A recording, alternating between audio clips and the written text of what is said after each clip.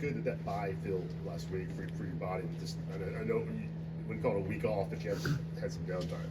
Yeah, I mean, it felt good to have an extra off day during the week is always nice.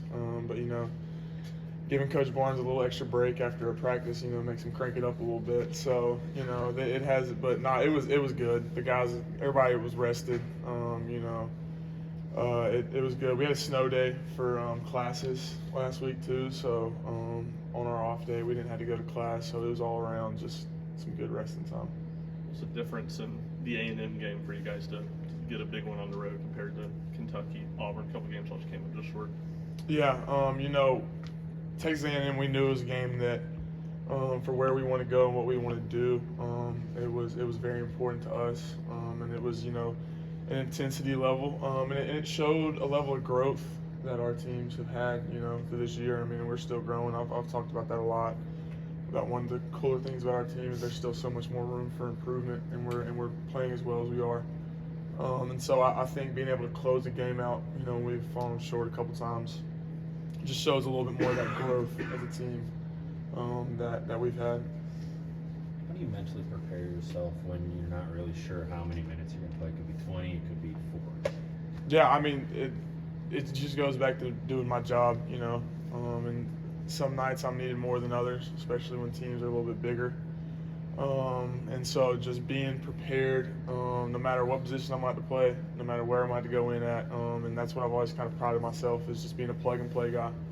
Whatever you need for that day is what I can give you. What's it like to watch Sakai when he kind of gets in that mode that he was in late in the second half and just has complete command of the game? Yeah, man, it's awesome. But we see it every day, just that absolute just command and.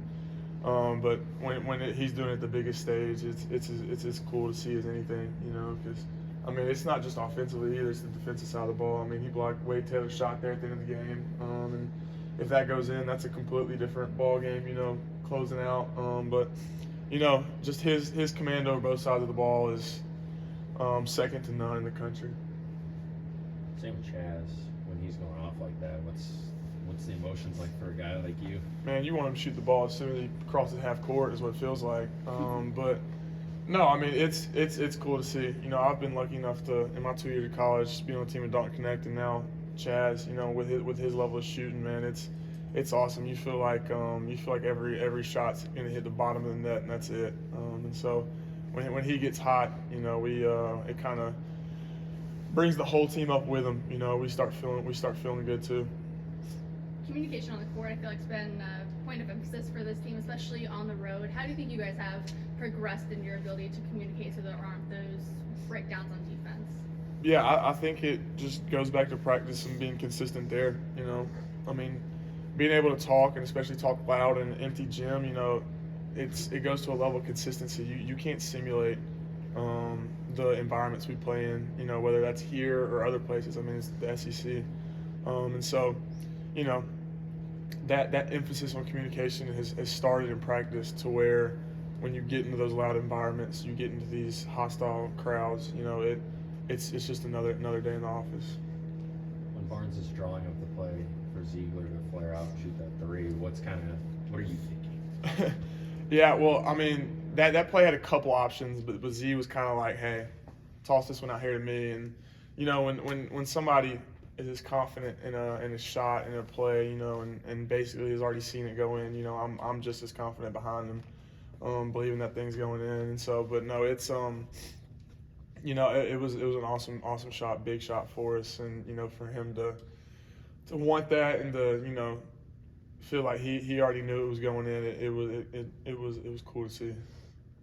Kind of switching gears here a little bit. So Coach G, I mean, how much of an impact has he had on this team than you personally in your basketball career here at Tennessee? Well, shoot, me personally, I came in at like 191 at 6'9", which that's not great. And now I'm 215 to 220.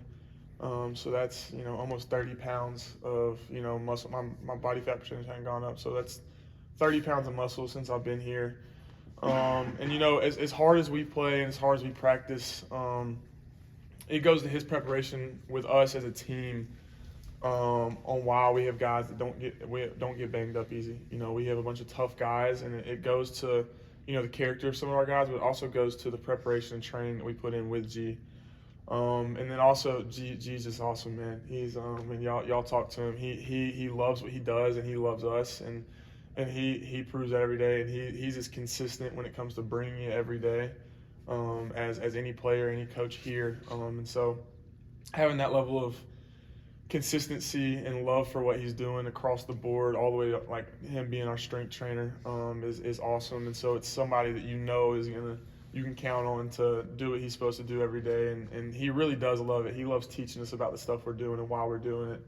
And so he's the best at what he does.